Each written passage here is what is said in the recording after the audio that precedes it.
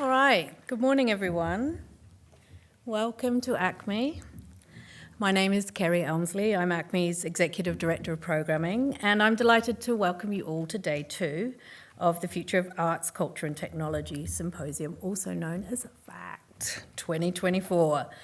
I would like to acknowledge the traditional custodians of the land and waterways of Greater Melbourne, the people of the Kulin Nation, and recognise that ACMI is located on the lands of the Wurundjeri people. I also pay our respects to elders past, present and emerging, and warmly acknowledge any elders who have joined us here today. I'd also like to acknowledge the members of the ACMI board in attendance and our director and CEO, Seb Chan, who founded this symposium, and the many of you, the leaders of the creative industries who are joining us here today and contributing your time and your energy towards what we're trying to explore here. We're really grateful to everyone who's been involved in the development and delivery of FACT 2024, and the symposium is presented with Creative Australia and proudly supported by Creative Victoria, Bloomberg, Monash University and RMIT University, ACMI's major research partner. So yesterday was a vibe. I really felt a lot, I really appreciate how everyone stayed in the room, stayed with the speakers, and the conversations that came out of that day, and it was good to see everyone just being together and convening, so thank you. We began with Seb starting us with some provocations, and then we moved on to, the cogent discussion on the impact of artificial intelligence and what it's having on our creative industries, but also you can't escape it day to day. It's in every news feed and in every single question that sort of faces us now, and with our kids too, and our elders. We also looked at the role creative industries can play in helping communities adjust to a zero carbon culture, and we talked about the innovative ways creative practitioners are using games to help us explore new ways of thinking. And what I took from that session is the borderless and boundaryless nature of creative practice, is the need to not be described as an artist or a game maker or a designer, and that when we're working with practitioners, that it's not on us to describe their role.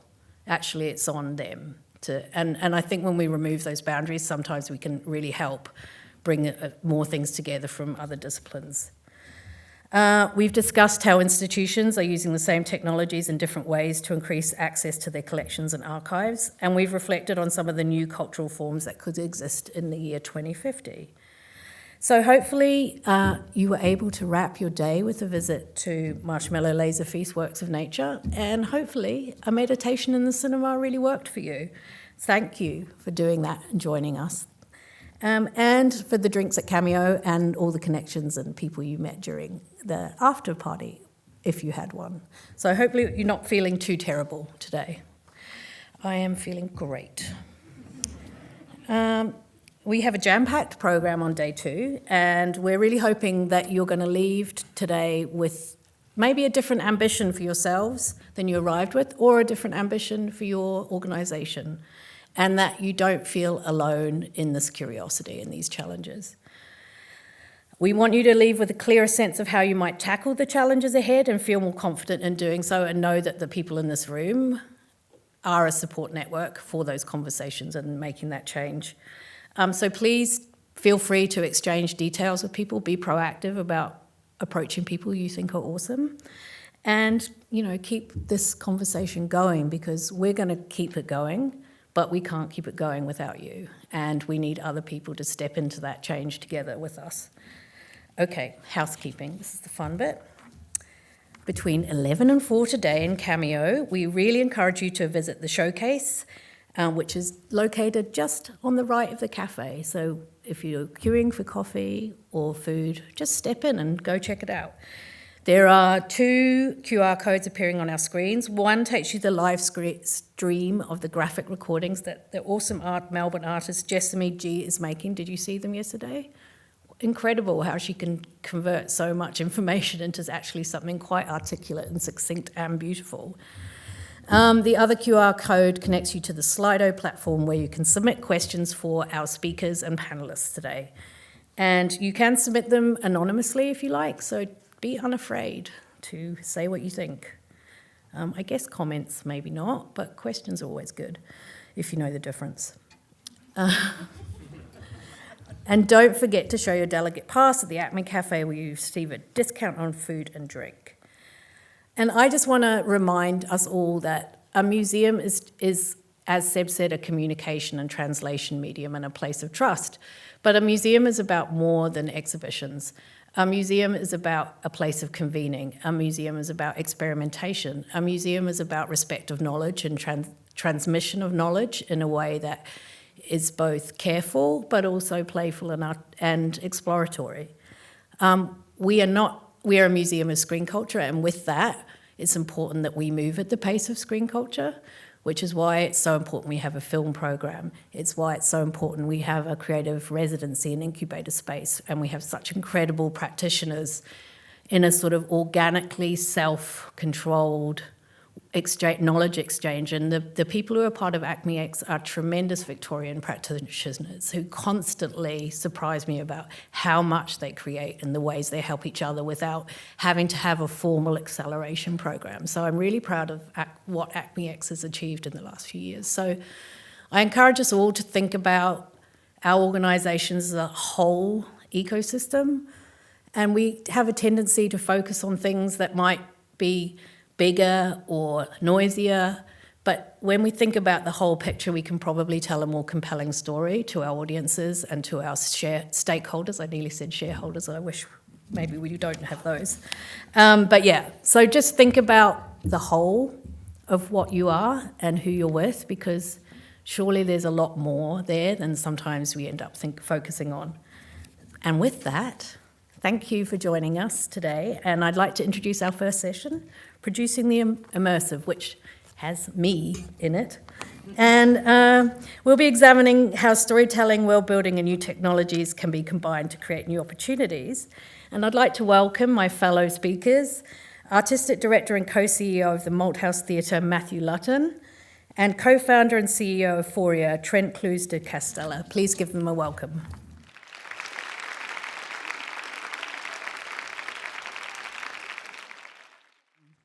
Hello. I already said hello, but I hope you're feeling okay. And really, the biggest sort of thing we want to start off with is thank you for caring. Thank you for creating a caring environment for each other here. And thank you for caring about culture and the arts, because I've spent my career and my life being a fan of it and working in it. And I really hope that we can continue with fortitude to keep it an important part of everyone's lives. So with that, I'm going to press the button and see if it works. Yay. All right. So this panel is called Producing the Immersive, and you feel free to eye roll. It's okay. The word is kind of hard for a lot of people, but it's also everywhere. And there's no really one clear descriptor. So what we're going to do today is use the experience of these wonderful humans who work around and within the word immersive in their practice, and sort of set up how we might all embrace that this is a mainstream thing and audience love it, but we don't really know what it is, so let's work on that. Okay, so we're going to think about where we are now, and then we're going to talk about how this all comes together and has come together through your careers and practices and through the last 2 decades. We're going to think about how audiences behave and what audiences want and need. We're going to talk about some sacrifices, because nothing good gets made without sacrifice. And then we're going to talk about the win-wins for everyone. And we're really hoping that you can come away thinking about what those wins are for you. All right. So immersive is not new. This is an amphitheatre from the 5th century BC. This is a sphere. 2023, Vegas, the largest immersive venue ever made, actually modelled on Shakespeare's Globe Theatre and uncannily like the amphitheatre in Greece. So I think what I want to say is that this is not new, and I think we have always immersed ourselves. So I want to encourage us to think about immersive in the broadest possible sense for today. It's mainstream. And, I really love the article, Have We Reached Peak Immersive? Well, no, because it won't go away. And what's even better for everybody else is that you can use the word liberally, and it can mean pretty much any form of show making, art making, theatre making. And why not alter people's expectations beyond the rectangle? You can see the Sphere has become the latest because it's the biggest. It's made for 22,000 people. Full confession, I was the senior vice president of Sphere Studios before I joined ACMI. Then, of course, you look at the success of Meow Wolf in America and the incredible rise that they came, but that comes with a huge amount of capital. I mean, it's been published that the Sphere was built for over between $2 and $3 billion.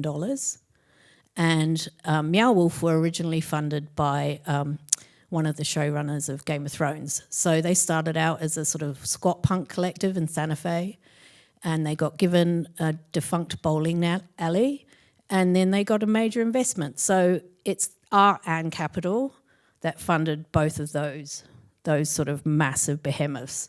But I think they're well worth keeping in mind because their success can be our success. And then there's immersive franchises.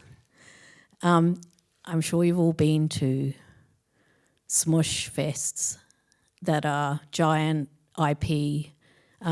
So with the Van Gogh one, I'll just talk about it for an example. That's IP that's out of copyright, right? So in America, and I don't know how many here, but I'll use America, there's at least 5 Van Gogh immersive franchises. And they don't have to pay. They just make the content and put it up on a wall and charge $30 for 30 minutes. It's a good model. But people get sick of it. Like, audiences are really sophisticated and they know when something hasn't been made with care. So, you know, something derided as a money grab really is when you start to see those headlines, you know, in major newspapers, these are not, you know that the mainstream element of it doesn't remove the fact that it needs to be quality, good entertainment or art. And, you know, it's quite hard to do. And what was interesting is Pokemon Go is owned by Niantic. And the success of Pokemon Go was a global phenomena, like nothing else anyone's ever seen in terms of bringing a technology like AR to the market and everyone loving it and going nuts for it. And Punch Drunk, iconic immersive promenade theatre makers, and actually the people that I've heard in my career reference the most. And they worked together for many, many years to develop a Punch Drunk augmented, you know, version of using the technology that Pokemon Go was built on. And after nearly 5 years, they just quietly stopped and nothing ever got out there. And that was a significant amount of millions that was invested. VR.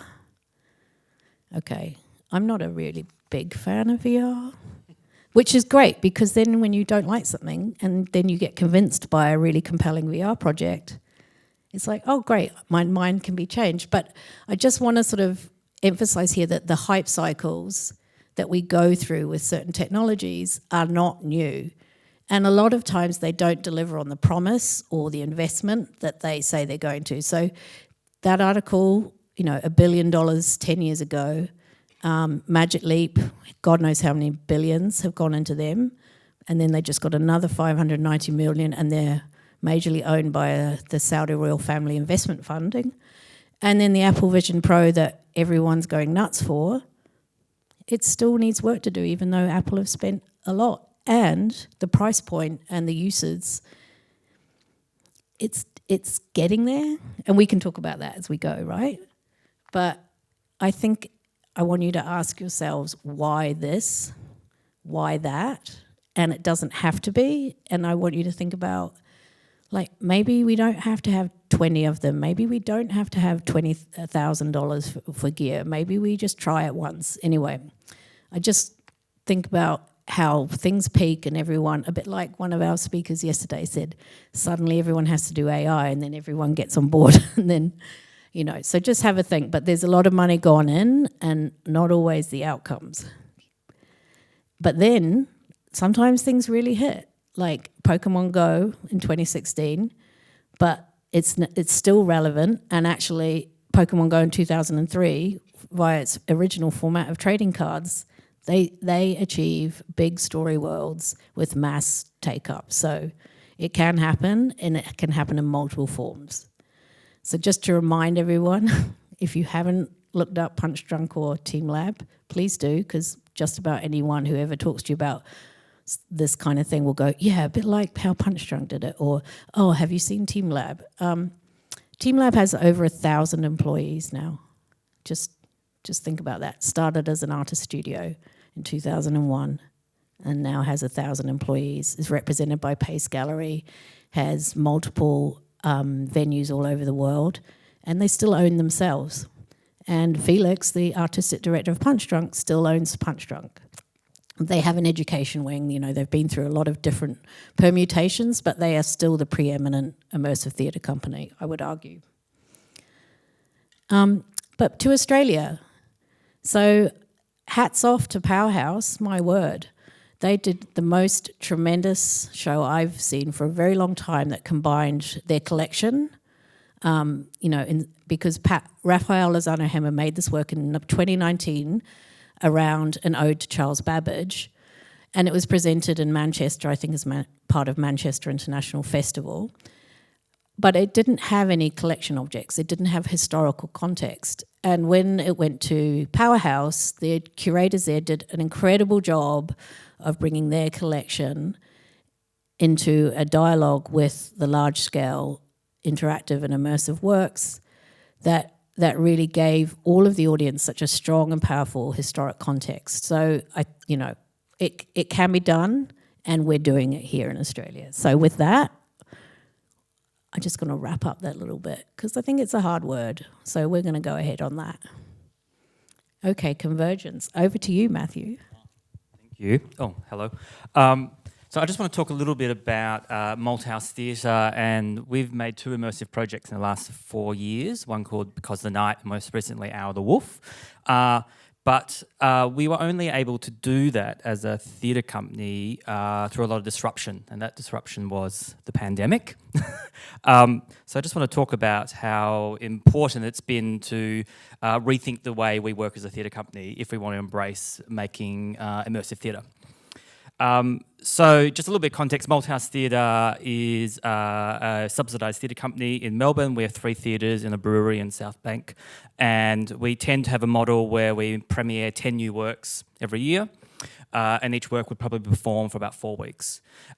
We've always had an ambition to, not always, I've always had an ambition to make a immersive work, very Punch Drunk inspired, sandbox design, but more narrative-based, not dance-based, more using text and sort of horizontal storytelling. And we could never work out how to do it. And then we had the pandemic, and if you remember, in Melbourne we had the 4 square metre rule, 1 person per 4 square metres. So our 500-seat theatre meant we could only fit 60 people in the theatre. And that inspired us to think about, instead of doing a show that would feel very much like a disappointing experience of having 60 people in an empty theatre, why not make a show that is designed for 60 people and makes that a virtue? It also inspired us to look at using our spaces differently. So we realised that we could join 4 of our spaces together. And by doing that, we had about 2,500 square metres of performance space, which led us to start to dream up and create what we called Because of the Night, which was a sort of Hamlet-inspired logging town, Twin Peaks sort of mash-up immersive work. But a lot of it was, as I said, us working with those restrictions.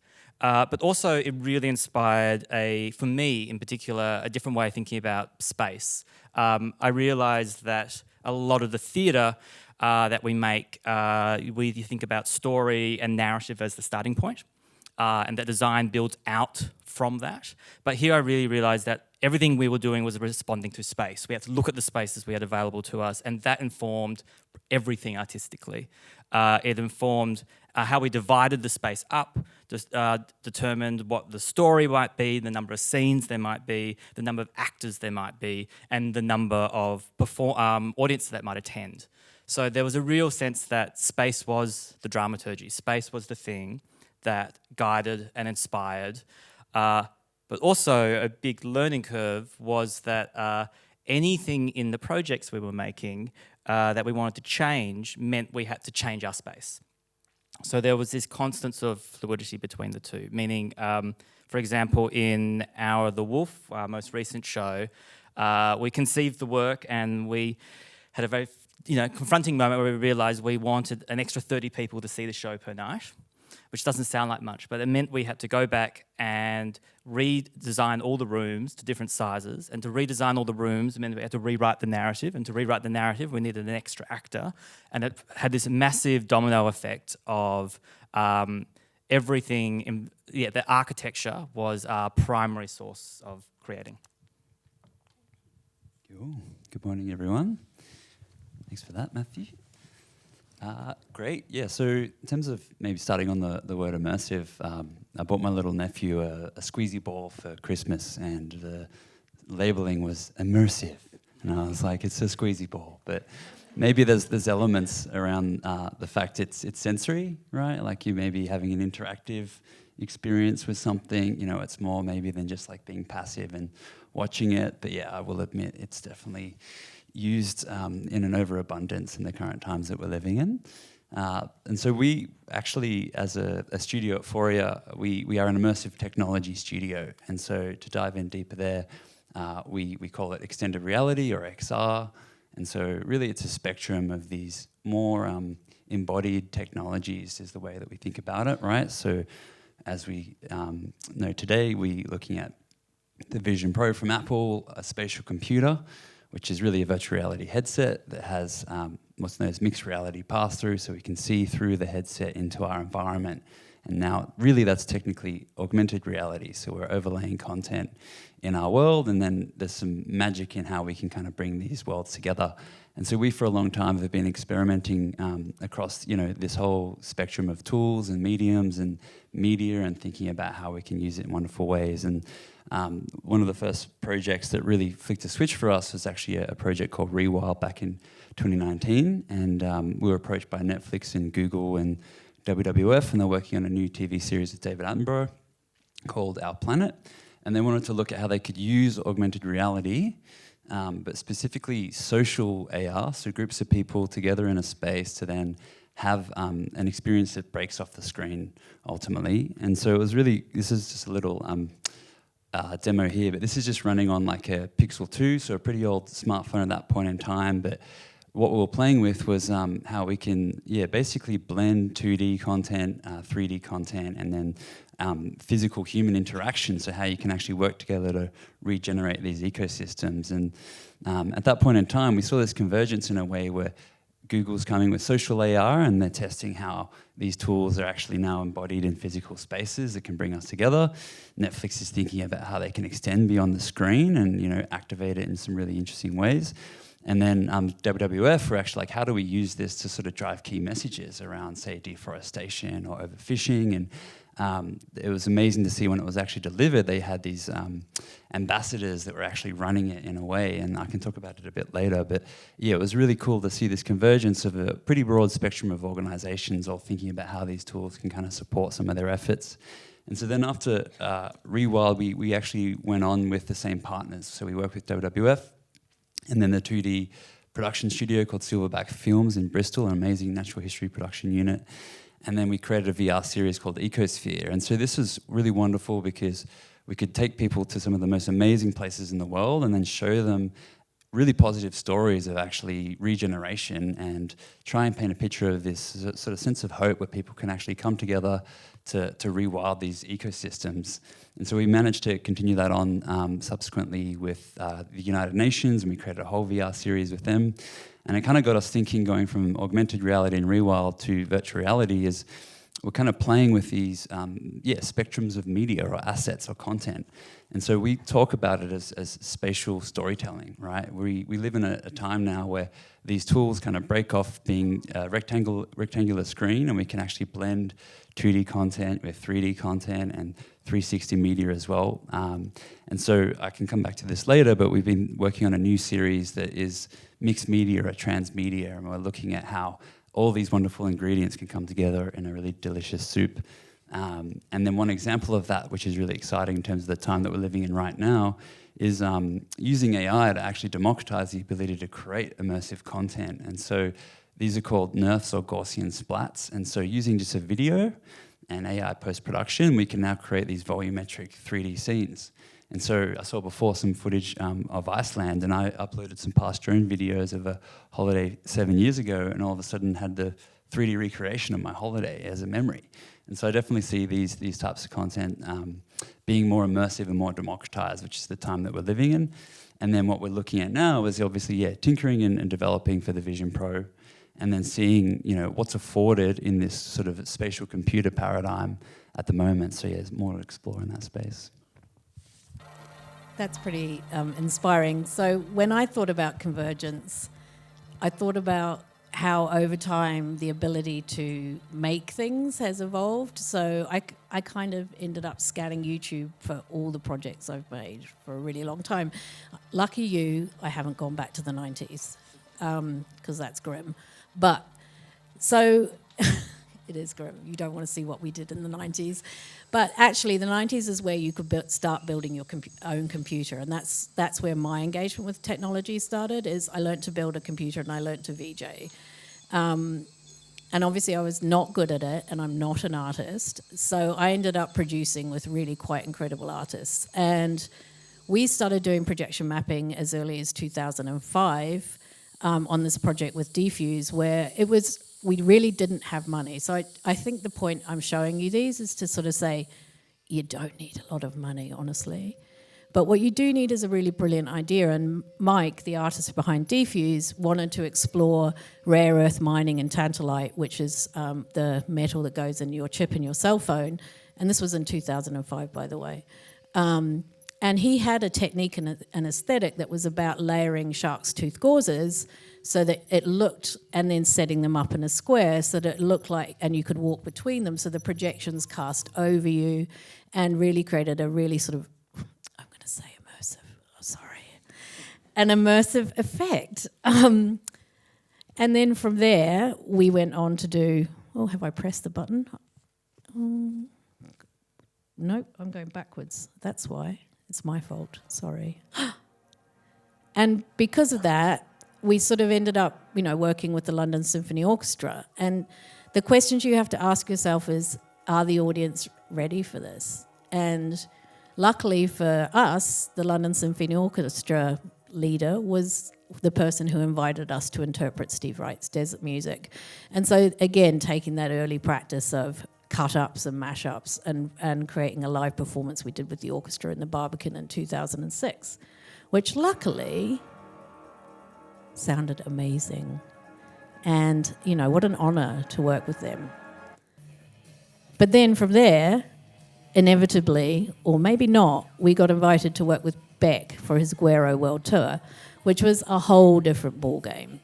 The reason I talk about show design, and I'm bringing it up here, is because there's an entire world in entertainment that does technology and immersion and has done forever, and that's theatre and concerts. And their adoption of techniques depends, it's largely driven by the artist. So, for example, we first built low-res LED stages with UVA with Massive Attack in the early 2000s. We did that also with U2 on that giant big claw stage. And with Jay-Z, we did low-res sort of cityscape in low-res LED in, I think, 2007. So what we got to do by working in show design is to learn the sort of rigor of how to make stuff travelable. And that really is, you get all excited, you make something, and then you realise that someone else wants it, and then you're like, oh, that's cool. And then you realise you've designed something that can't fit on a truck. Or it can't fit under a bridge. I have done that. It's really bad. Don't do it. So always check your truck pack. And the other lesson from this particular show is I'd never worked on a world tour. I didn't know how the rules were. It turns out your artist is not allowed on the stage during production rehearsals. Don't do that either. So a lot of learning for me as a producer, but also, again, transferring really simple techniques and technology into something that's scaled at world tour level. And then what do we do after that? No, she's still going backwards. Great. You can see how good I am at this. Oh, yeah. But then we talk about performative interaction. That was really big in the mid-2000s, right? Everyone was like, it's the performer and the audience's performer and then the audience's observer and then the audience's joining in with each other. So that was what we learned when we built Volume in 2006 with United Visual Artists. And the score was by Massive Attack. So again, continuing their collaboration. And so I guess the thing to take from this is we hand-built all of this. We had to borrow the LED. We had to learn how to cast aluminium. But more importantly, our coders who built the show system Disguise, which is now a global show control system, they wrote an early set of code for human blob detection, and we had to use industrial infrared lights. And actually, we took this work to Federation Square, I think, in 2008, and that's how I met Vince. Hi, Vince. And also, the square's really hard to build on because it's not level, just saying. But we did it, and it was a really magnificent to bring the work to 5 different countries. But I think the thing I learned from that, and I want to share with you, is that the products exist to make the things you want to make, and you might not have to invent it all yourself, and you might not have to spend a lot of money. And, you know, what we built with early blob detection and infrared is now like off-the-shelf camera, right? It's an off-the-shelf thing you can just buy for very few hundreds of dollars. So we spent thousands and thousands. We used to have to use military-grade cameras to do slow-mo. And that, you know, that's how fast it changes. So don't have to spend a lot of money to make good work. Oh, she's gone forward again. Back. Okay. This one should go, right? No? Oh, yeah. Hey. And I'll wrap up just to say the site that you put work in and the rituals that you lean into can really make a huge difference. So when people say site-specific, actually, they're really just taking a work and just plonking it somewhere that makes it even better. So it can feel new and it can create a whole different context when you think about where you put it. In this case, it was Durham Cathedral, which is a World Heritage Site. So it came with its own challenges. And learning how to do kinetic sculptures, I would advise you to have a really good structural engineer. So I just wanted to sort of take us on that journey through that because, you know, we did a motion capture piece in 2013 with Universal Everything. And again, what's now something you can do for hundreds of dollars.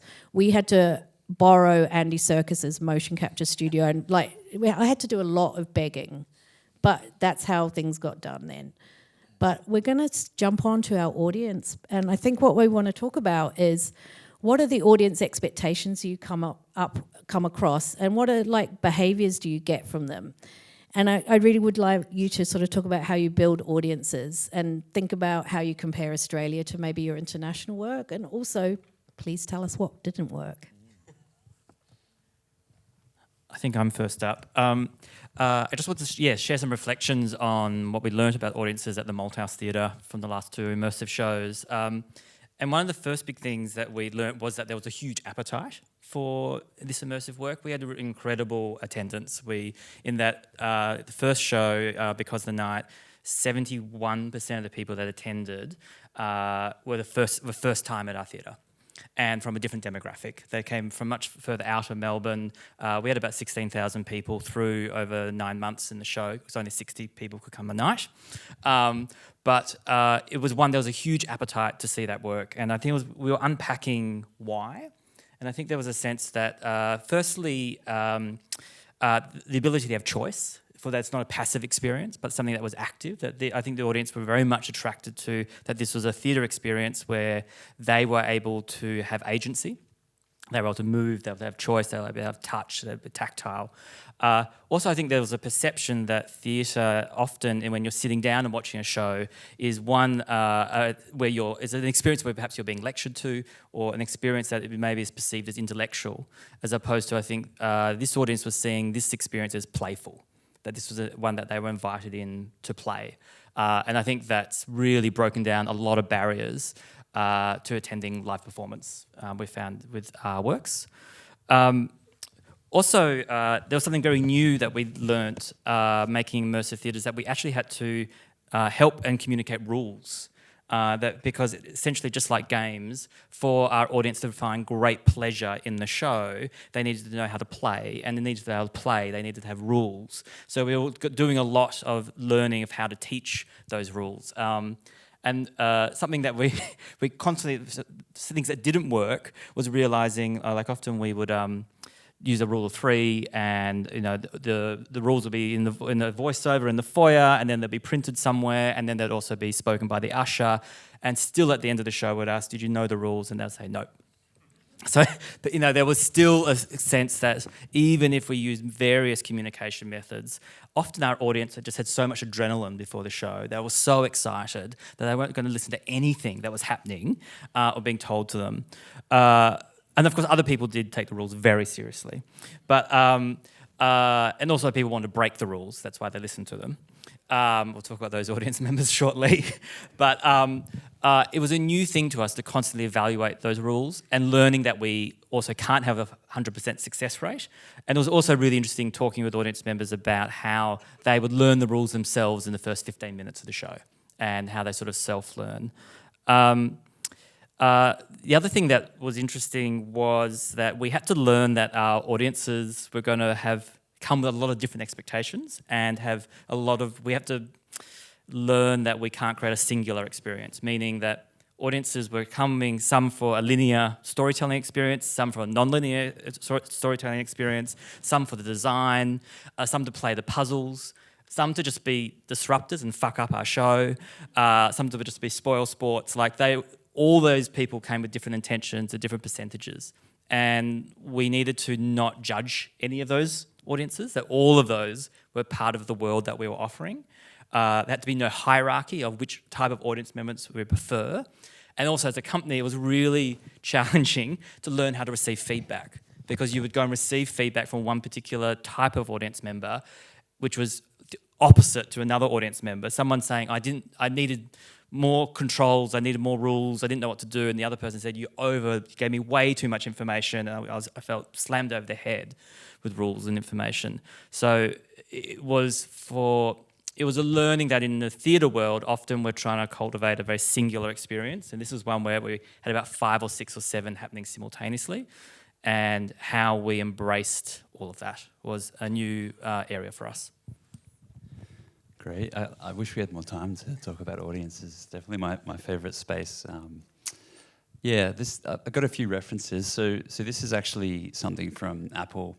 They released a whole bunch of developer resources to help frame up how creators should be thinking about these things, right? And so this is how they're talking about designing immersive experiences. And so when we think of audience and we look at Apple's communication, fundamentally there's something really wrong here. And naturally, you're alone, right? Like, you're not in a shared environment. You're not kind of participating and having an experience where that happiness is ultimately shared.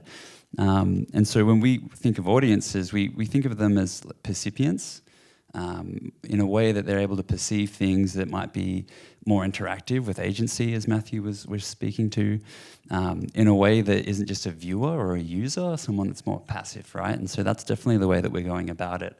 And so when we were working on our most recent project, Jalemba, our first thought is, how do we put ourselves in the shoes of the viewer or the percipient in this instance?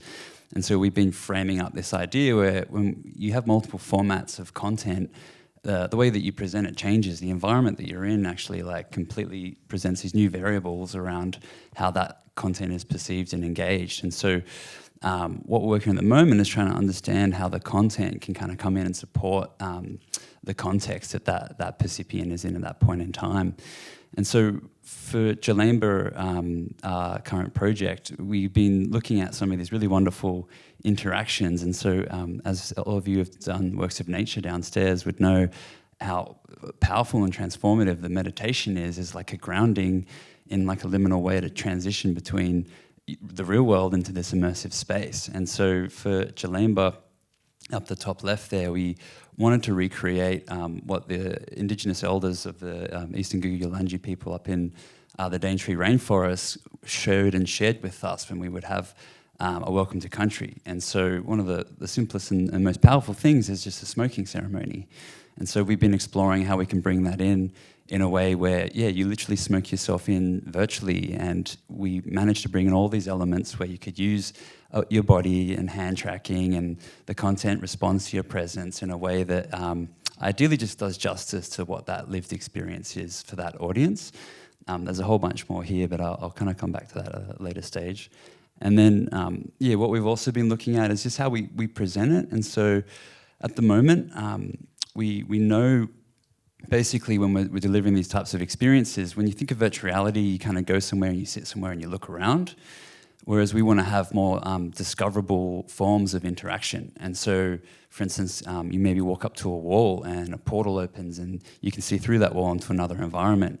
Or you're hearing a story about a totem, and one of our writers was talking about the idea of how embodied and representative totems are to the actual individuals themselves. So we were showing some of the community a cassowary and a butterfly and a kookaburra, cockatoo, and they're like, oh, that's my totem, I'm in this experience. And so we went down this pathway of thinking about how the audience can actually really step in the shoes of an Indigenous First Peoples perspective, and then feel that connection to the tree when they're touching it, how it responds and comes to life, and then the relationship that the community have with these trees that aren't just resources, they're actually their elders. They have these birthing trees that actually represent, their grandfather or grandmother, and so the sense of loss that you might feel when that tree's cut down, right?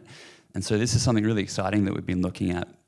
And so what we've been working on most recently is how do we deliver this at scale? We know VR is challenging. It's a really interesting time, actually. So the Quest headset from Meta is selling more than an Xbox. And so it doesn't necessarily need to be a product for everyone at all. I think having it available in spaces that people can go and try something is an amazing example there. But then there's a good example we're seeing now. Gaming is now actually kind of shifting to some of these new devices. And so we put this to the test last year at COP. So we made a whole bunch of different immersive experiences for a few different partners. And so we went to COP and wanted to see if we could deliver something, hand it over, and then actually have it sort of deployed, being, hands off, and then how many people we could get through in the shortest amount of time. And so we actually, over the 12 days of COP, with 12 VR headsets, managed to get 15,000 people through virtual reality experiences, which is really cool in a way that a lot of the staff running it, facilitating it, had never even touched a VR headset before. And then all of a sudden, they're seeing the responses of people going through these experiences and designing and implementing really simple onboarding for that audience inside the headset that is more, intuitive. And I'm really excited around how the audience of the future in these new mediums is really like a more natural interaction, right? Like we're all familiar with how we engage on a computer and our smartphones, but then when we're using our eyes and our voice and our hands and gestures, that is just the way that we communicate and interact. And so I'm excited to kind of break out of the screen and go into a space where these types of more theatrical shared experiences that you get, in a theatre context can then now come into these more immersive paradigms. Hey, Trent, I wanted to ask, you were talking about COP28. I presume that's not in Australia. And I think, you work internationally a lot. Do you feel like you've had opportunities differently outside of Australia? And what can you talk a little bit about that? Yeah, absolutely. Most of our work comes from the US at the moment. It's pretty hard, to be honest, in terms of the appetite and market and investments, and especially the government support in Australia. Like Vic Screen are amazing. Apart from that, it's hard to sort of bootstrap just about anything. COP was in Dubai. It was funded by a partner for COP in the UAE. But working with the likes of Meta and Netflix and the UN, I think that's where these types of investments sit and the opportunities in this space. I'll never forget, after we ran Rewild, we ran the Minister for Innovation and Tourism through Rewild in Singapore in the Art Science Museum. And then he reached out and he's like, come, let's catch up in Melbourne, let's see how we can help. And so I'm sitting down, the Minister for Innovation, I just showed him an experience about rewilding ecosystems. And he's like, how good would this be for mining? And you're just like, did you miss the memo in terms of the content that you just saw? And so I think, and that, maybe to the next discussion in terms of maybe the sacrifices that you have to make. But we're fortunate to live in this, digitally distributed time where we can do our work from anywhere in the world, which is really amazing. But yeah, I think there's so much more potential in terms of the appetite and support here in Australia. Well, I think that's something we can think about is like, what does starting something far away, but what can you bring home, and vice versa? Because I think the goal to, distribute work, and it just honestly depends on the funding models, right? A lot of it's about having the startup money to get a big lift and then moving on from that. But I'm just going to share with you a little finale, because one of the things to think about is, again, showcraft. But whatever format you're working in, people love a finale, and you have to really design a finale into something. What you're seeing on the, I don't know if it's left or right, but one side is the visualization. So some of the tools that are going to help you and your teams is to have a really good pre-visualization tool, so you're not wasting time in the production. And with UVA and Disguise, we developed a really, really strong visualization tool that enabled you to make an entire show without having to actually test it. Because a lot of the time, your limited access to site.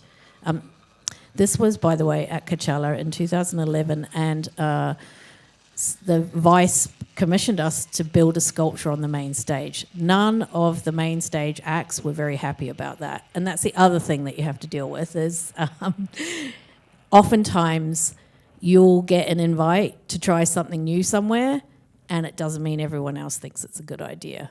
So you just have to show up and make a really strong finale. And, the audience cheer at the end. That's the other bit you need to remember, is try and make people feel something. But when it comes to audiences, I think my horriblest but good story is you can make the most beautiful interactive thing. You can put lots of care and attention into it. You can test it. You can build it again. And then you take it to a different place and the audience do something completely different. So this is a piece called Origin, which we actually built out of the Coachella stage, because reuse, right? And adaptation. And we brought it to Brooklyn in New York under Dumbo Bridge, and it had, 40,000 people in 10 days. And we were like, this is going to be great. This piece is about, the mecca towards technology and this sort of ever-seeing control. And we're like, yeah, and people are going to really flow through it. It's going to be really awesome. Everyone lay down and just stayed still, and that was it. Nothing else happened. Then we had to ask hundreds of people to please stand up and move on. And it was just like, it's the biggest lesson, and you think you know what you're going to figure out, and you're wrong. Luckily, it worked out okay. But again, when you're planning interactivity, even with the best intention and the best testing, people are going to do what they do, which is kind of like really interesting to hear your comment, Matthew, around how you actually had to adjust yourselves, not to have the hierarchy, and that your actors and performers had to kind of get over themselves. And so that change must have been maybe one of the hardest for your team to kind of go, it's okay that people think that. Yeah. It was a big thing of particularly performers wanting to judge the audience and going, you're being disrespectful, you're going around, you're walking into a scene and then just walking out of the room, and I feel very offended by that. You're playing a puzzle in the middle of my monologue, I'm offended by that. But it took a long time to go, no, this is actually, you're experiencing people being playful and engaging with the world that you've created. And we actually, and also how to judge. Of course, we had systems in place going if someone was being inappropriate, how to deal with that. But how to distinguish what's inappropriate versus enthusiastic play. Yeah, I think that's a good point. So I skipped over the piece we did with Universal Everything in 2013, but that was like in a period when everyone was like, make everything interactive. And we were like, okay. And so we did this piece around drawing, and the audience could draw and it would live translate the drawings into the piece. And everyone's like, well, what if they write F words and draw dicks? And we're like, okay, now we have to do a piece of live censorship code.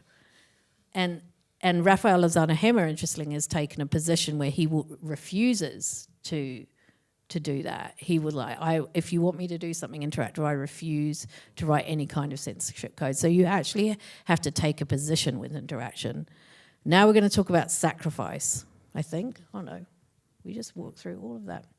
Oh, I was sharing actually the things around audience, but never mind. I think we're at the sacrifice part. Yes, we are. There you go. So the reason we want to talk about sacrifice is a lot of you are part of big organizations, or you're here to represent yourselves, but you're also part of a bigger thing.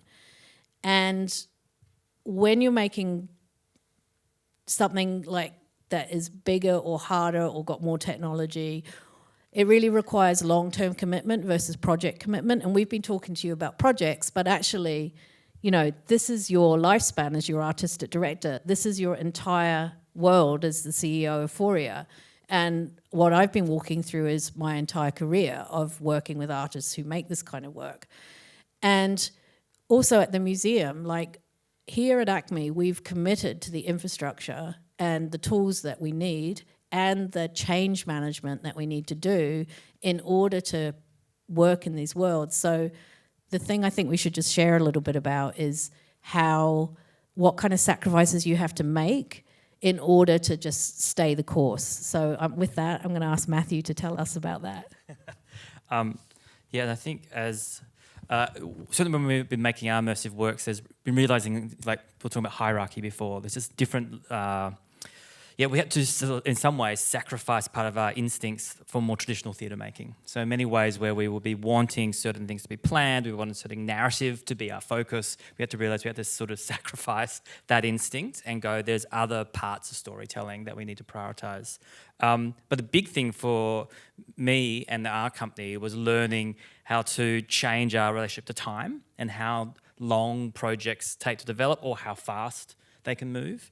One of the biggest things we realised was that we didn't know how long most of the things we were doing would take to be made. We're in completely different territory. We didn't know when we were doing a show that had 32 different locations how long it would take to tech a location, because we've never done it before. So we just couldn't plan the time. We didn't know we had to build 2.5 or 3 kilometres of scenery. And we've never built that much quantity before. So a lot of our research was in and asking a lot of advice of people that have been working in these areas about how much time is required. It also had a completely different development process for us. I think in the past, we often work where we try to capture the whole theatre show, like the pre-visualizations you're saying at Castella, try and imagine it in its closest reality to what it's going to be. And we couldn't do that with these immersive works. Well, we couldn't find a way to do it. So we had to take a lot of inspiration from more game design, where it's like taking a slice, looking at one small mechanic, just looking at one small part of the puzzle of how a puzzle operates, one small rule for the way an audience interacts, and doing that over 9 months. And that was a completely different way that created a lot of nervousness because everyone at the company wasn't able to see the end product. Yeah, would you, like the board and funders and money, did you have to do a lot of convincing, or was the pandemic sort of all bets are off? Well, the pandemic was it's all bets are off, and also it was we restructured the whole company for a year to achieve this show. So, and have you changed the structure back? That's what I'm really interested halfway. So it sort of was like it was a big swing one way to make sure that everyone was employed at the company during the pandemic. Everyone worked on Because of the Night. So it meant that even the set builders then became ushers, bar staff were sourcing props. So it meant we kept everyone employed. And we're not a big company, we have sort of 40 full-time staff. But now, and that's because we were making one show for 1 year as opposed to 10 shows. So now we've slid back. And last year was our big challenge because we tried to make an immersive show amongst our normal year.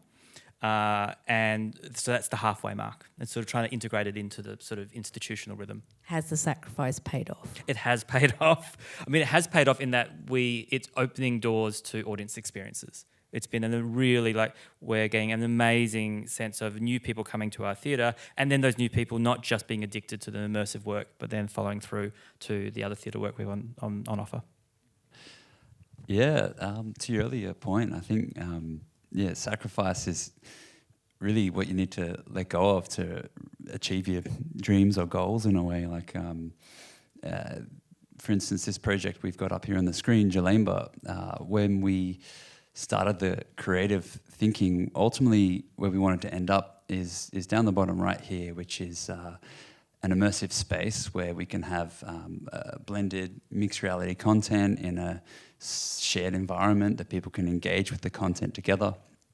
But to get there is a pretty long and arduous path, and to bootstrap it, right? So this has actually been our first original, first self-funded production to date, and even as a creative project, the first thing we had to let go of was control. This isn't our story to tell. We had to be given permission, working with our First Nations creative team around how ultimately we could almost be like a gramophone for their messages and stories. And so it's been wonderful to kind of see relinquishing a little bit of the creative control in a way that then creates the spaciousness for other ideas to emerge and some really wonderful things to happen. And then at the same time, really what we're working towards is these sort of incremental steps, because ultimately where we will arrive at is, as we've all kind of discovered, we're working in these new grounds. We're sort of pioneering into the unknown, and the first foray is 10 times the effort and lift, and we're working on technology that isn't really built yet, and a lot of our early work in augmented reality, we were using the first devices from Google that now are just like sort of the standard sensors on an iPhone. But at that point in time, Google would be pushing updates up and everything would break overnight. And so you sort of beholden to the powers that be and doing your best to navigate this space. Another example, we've been having a really wonderful just creative collaboration with wonderful artist Roan. Hopefully many of you know his work. We've been actually scanning his works since his very first live show at the Old Lyric Theatre on Johnston Street. And speaking of sacrifice, like Roan's work is so ephemeral and fleeting, right? Like it kind of exists for one point in time and then he tears it down and it's literally never seen again. And so we started scanning his work and thinking about how we could kind of breathe it back into life. So we keep some of the objects from the show. So you can see here his last show, which is in the Flinders Street Station Ballroom, and blending basically a mixed reality over the top of a physical object. And so the idea is you can go up and trigger something and reimagine it. And so it's been a fun kind of creative space that we're sort of just doing in parallel as a bit of a side hustle. And then since the pandemic, I guess the notion of an office has changed, right? Like we've kind of had this hybrid form where we had to redesign the way that the team and organization run, and now we have this space which we're sort of wondering, we maybe sacrificed the office environment, but now it creates an opportunity to try something new. And so what we are going to be doing is more of this kind of experimental kind of premise of how we can create, an immersive exhibition as like a lab and a proving ground to go and collaborate with things that haven't been done. But I have this slide as an example because really these sort of three phases where you have, this immersive content, but then you need a software system to deploy it, and then you also need a space to house it, and also a staff and team and all the multi-sensors in the environment to run it. And so already that is like 3 kind of businesses and teams in and of itself. And so, as a studio, we got to question what we really want to focus on and what we need to let go of. And, first and foremost, it is looking at that content. And so hopefully I invite all of you here to join me. But in June, it's going to be 10 years of this crazy journey for PHORIA. When we started, we had the first Oculus DK1, and we're like, virtual reality is amazing. We're going to go build these virtual experiences. And then what the market was ready for was us to scan houses and use it for real estate. Like that's ultimately how we had to make ends meet and, fund the dreams in a very kind of slow, drawn-out process. But without a doubt, especially since the pandemic, there's been a digital awakening. Everyone's thinking outside the box now. We've let go of a lot of these fundamental things that we held so tightly and sacred. And then it's creating this amazing space for like collaboration and trying things and being weird and breaking stuff. And yeah, it's such a wonderful space. And so in June, we're going to be opening up our office as a bit of a lab. And then eventually we want to kind of carve out our own space here in Melbourne to do something, really wonderful. I'm going to talk about courage because I want to... This project required an incredible amount of courage. It's with the artist Mira Kalex. She's not with us anymore, and it's such a loss. I think, for the world, for her music and her vision. But the commitment to something big and grand when an artist has it is something that really deserves your commitment to, no matter what it takes. In this case, this was 3 miles of hand-folded paper with 86 channels of audio, a collaboration with Sydney Dance Company carrying the music on their bodies, and hundreds of paper speakers embedded into that folded paper. And then we had to figure out how to make a copper-based ball that disintegrated over the 10-day run. I put that chalk on the floor myself, but we had to make sure we didn't poison babies. We had to figure out how to cast a 2-metre wide ceramic bowl to hold the melted powder of copper. And we didn't have the money to do the show. And it took 3 years of work, and I was in debt for a really long time afterwards. But, thousands of people came. That was her magnum opus of her career, really. And to see the audience play in that space and surrender their behaviour into the way the poetry and the way the instructions, like you said, the instructions, was really quite something to behold. And I just want, these projects only come along every now and then, and you have to hold fast to them. And you have to give yourself the operations and the infrastructure to support them. We had one really big mishap with this show, which was to do with operations and infrastructure, is the air conditioning failed at Carriage Works. All the paper fell down. And I had to mop up the artist, and she had to mop up the paper, and it took us days. And risk is a requirement for these kind of things. So, again, somebody decides to do something world first. In this case, it was Liam Young deciding to do the world's first drone orchestra, flown inside a theatre over the audience's heads. Great idea.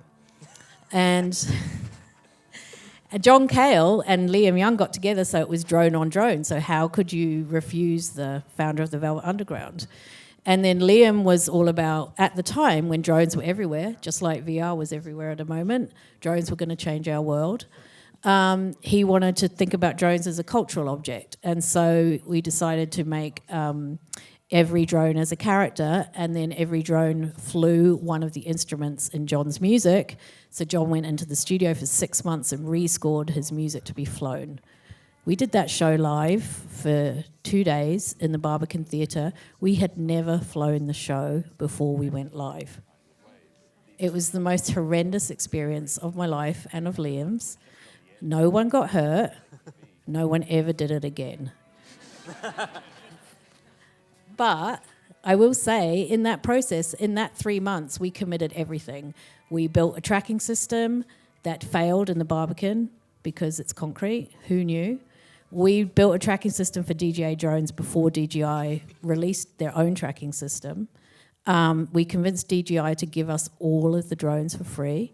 I convinced all the pilots to come and fly indoors, questionable, but they did it anyway. And I just want to thank the Barbican for taking that incredible leap of believing in what John and Liam could do and trusting me to pull it off and the audience to still live at the end.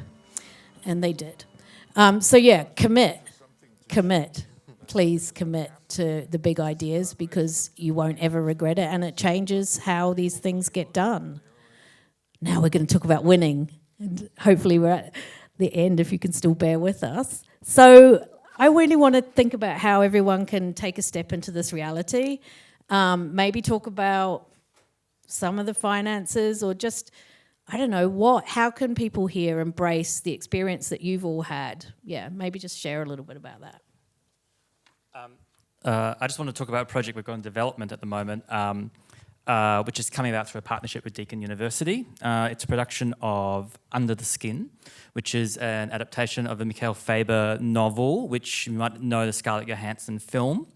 It's essentially about a You meet a woman who's picking up men hitchhiking through Scotland, and you might initially think that she is under threat or victim, and you realise that she's actually an alien apex predator in disguise and is hunting these men and taking them back to an underground farm where they're being processed in a very inhumane way into a gourmet meat that's sent back to her home planet.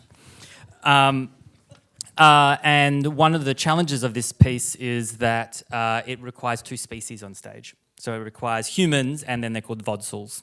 And so what we've been, the sort of crazy idea was, what if we could build, first of all, a concave performance space? So like we've been calling it the egg, which is a space that has completely sort of compound curves. There's nothing regular about it. It's an organic space, and that actors can have a digital form of puppetry. I hate the word puppetry, but that's as much as that's what it is, and have a second skin that wraps around them. So we've teamed up with Deakin University, who are using the OptiTrack system, who would then live motion track 4 performers, projecting a digital avatar over the top of them that allows us to create this other species on stage. It's in testing phase at the moment, and it's throwing up all sorts of incredible discoveries about how to often shift the skeleton of the avatar so that they can interact on stage, because there's a challenge of an actor is having tactile interaction, but the avatar is not. So how to create this sort of relationship on stage is a challenge. And the other big fun part of the show is that the main character is travelling around Scotland a lot of the time. And we want to position the whole show from her point of view. So we've got a film team in Scotland that are driving around, capturing the footage, and the OptiTrack system will display that in our concave space, but then be moving with the performer. It's essentially where the performer's gaze shifts is where the footage shifts as she performs. So it's an exploration of how to shift the idea of body and gaze using technology. And so does your partnership with Deakin mean you can do more, and like you've been able to stretch your budget? We could never do this without Deakin. Right. So the research and the tech is additive. Absolutely. Like it's come out of, as a theatre company, this technology for us is beyond our budget, absolutely, as also is the time to test and prototype. But when we discovered working with a research institution, this has also turned into one of the students' PhD projects at Deakin, and that's what's allowed us access to this technology. It provides challenges. It's a piece that's co-produced with various producers in the UK. So then we have to take that technology over to the UK. We have to work out everything, how to like putting it into shipping containers. It's all those challenges. But this is me really advocating for the idea of partnerships, and that we can explore these technologies, one, by working with other experts. This is an area that institutions are experts in, leading the research, and as a theatre company working in collaboration, we're able to actually realise very ambitious ideas. So you don't have to be the expert yourself. Absolutely, I'm not. No. Cool. Yeah, I think in terms of some of the language that we're talking about, like collaboration, right? Like there's definitely working in the space of technology. It's amazing some people you come across that have their ownership and control and their IP. I've got this amazing idea, but I can't tell you about it. And I think fundamentally that's probably the first thing that people need to sacrifice in order to achieve a win-win, right? Like a symbiogenesis of sorts of minds coming together, and it's just so natural in the art space where, they're all ingredients in a big immersive soup coming together to create something new collectively. I think is such a wonderful space to be playing in. And so with what we do as a studio, like we, as I mentioned earlier, think about it as we're a vessel for other people's potential stories, and we want to help amplify, whatever it is maybe that they want to achieve. And I think that collaboration is really key at the heart there. And so a good example is actually when we did Rewild, we took it to Singapore, to New York, and to Bristol in the UK. And each space was facilitated by a different team. And so in Singapore, it was run by WWF ambassadors. And so right there, you would see the language and how the facilitator is speaking in more of an inquisitive way with the participants around maybe what are some of the actions that you might want to change. And we could see instantly like the level of engagement in how people connected with the audience then and there to then sort of spark some ideas rather than just watching something, walking out and being like, that was cool. Actually, how you drive that, call it a flash in the pan experience, is something that could kind of shift towards more behavioral change. And then after that, we went to New York, where it was run in Dolby Soho, this crazy immersive spatial audio environment. And the staff running it there were actually a whole bunch of like part-time Broadway actors. And so they just had this amazing performative, energy that they would bring. The way they were engaging with kids was profound, and it was just so cool to sit back and watch this same experience sort of be reimagined in a completely different way, purely just by the facilitators running it. And that win-win scenario is a really cool example there. And then at the very end, we took it to Bristol to a really cool science works style space called We the Curious. And then in there, it was run by science educators. And instantly they were like, wow, this is the next tool that we can use to inspire the next generation around some of the science concepts that we talk about on a daily basis. And so they saw it as this instrument in a way that, it could just sort of unlock some of the ideas and messages that they were wanting to share with the world. And so in a way, I feel like the best ideas are the ones that proliferate. And in order to do that, you need to let go and share them openly. And so what we really hope is we're living in this amazing time right now. It's been a weird couple of years post-pandemic. I don't doubt that for a second. But it's so easy to get involved in this space. I think firstly, in our XR environment, it's a really level playing field, right? Like there's not some sort of standard, this is how things are done around here. It's much more kind of open and inviting to new ideas.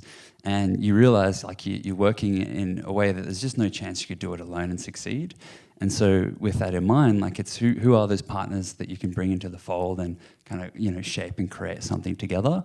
And so for us, more of an invitation for anyone here, what we really specialize in, and if we can help any of you in any way, is these two ingredients, right? So we do a lot in spatial storytelling or transmedia or mixed media, this kind of, blended soup of content.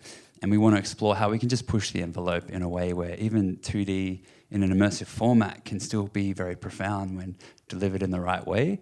And then we live in a time right now where actually we've been making these VR films for a decade, and typically they're very costly, the hardware is really complex, the post-production is really painful. But all that's been sort of resolved in a way that you can buy really affordable devices and then create something really compelling for under $1,000, and all of a sudden you can be making VR films and documentaries in a really impactful way. And so the last piece is, which I'm really excited by what's happening with Apple, is actually that they're showing up with a commitment to content. People are saying, what's the killer app for the Vision Pro? There isn't one.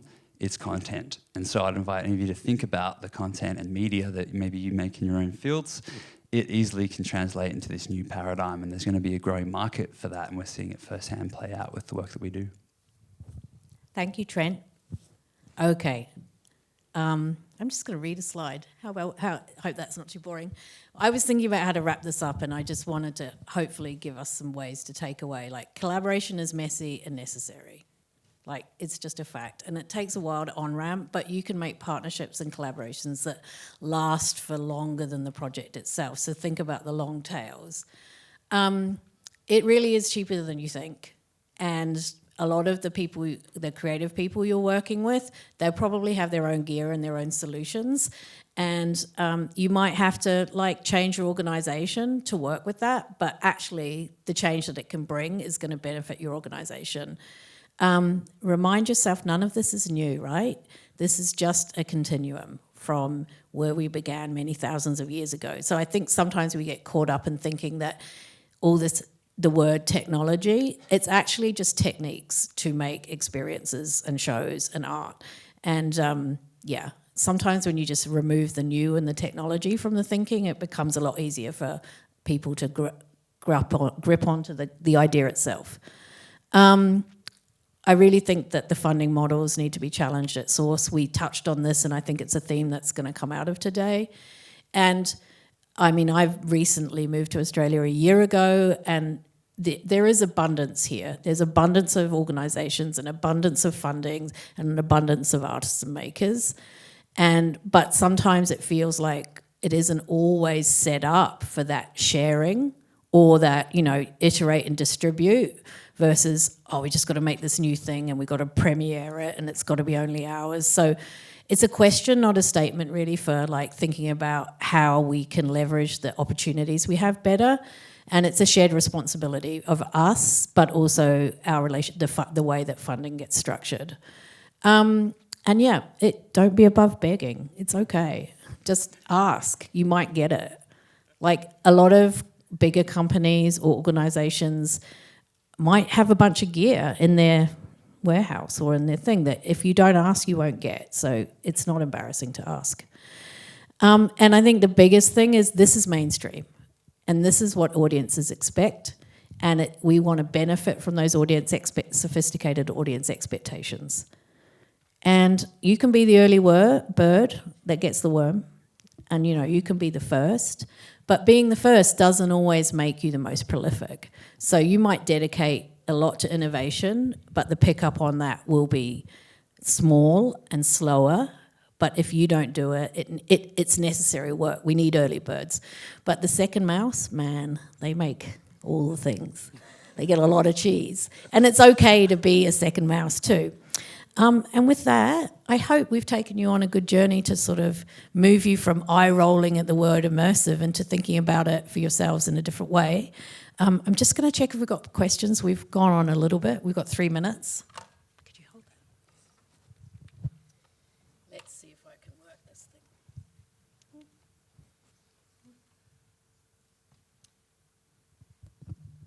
Hooray, no questions. Hey. No, lots of them. Oh, they're all just loaded. Okay.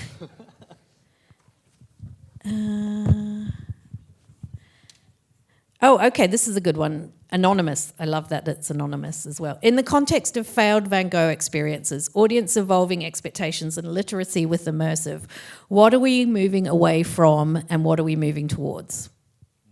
Go. Yeah, I think the Van Gogh framework at Loom's pretty interesting because it's very passive. It's a really good example of a business model where you can just pipe people in, they can walk around, you don't have to do anything, there's low staff involvement. And so I think validating some of these models is really good, whether or not they're sort of using other people's creative IP is pretty interesting. What we hope we're moving towards is, more interactive, embodied experiences, being less of a passive viewer and actually having more of a role to play in the experience, which is the first thing to dawn on me when you do Sleep No More as an experience, right? Like you kind of flip it on its head. I've got one for you, Matthew. Did Malthouse engage external digital or game designs experts to assist in the creation of your shows? And how inspired by the structure of gaming were you? We did, but only in the second show. So the first show we stumbled through the dark by ourselves, and actually we developed a partnership with Deacon quite late in the game because they came to 3D capture the performance, and that's when we started that relationship. But after the first show, we realised that game design had very obvious links to how to construct the show, and that's when we worked with another student actually who was doing their PhD in the relation between interactive theatre, immersive theatre and game design, and he became our dramaturg and sort of guru on all things game design. So yes, we did. I'm going to take the last one. There's a few questions about, debating me saying it doesn't cost that much really, and also labour. Yes, there is a lot of labour that goes into this, but I really want to encourage reuse and adaptation because there's a ton of labour and innovation and equipment that goes into projects that, you've seen people share today how, one of the ways to make it cheaper is to maybe reboot something that's already been done.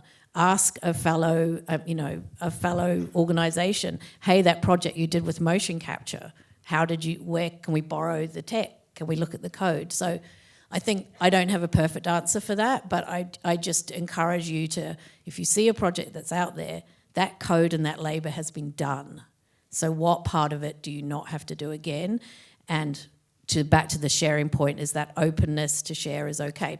Thank you for giving us 75 minutes of your time. I really appreciate it, and I hope you enjoyed it.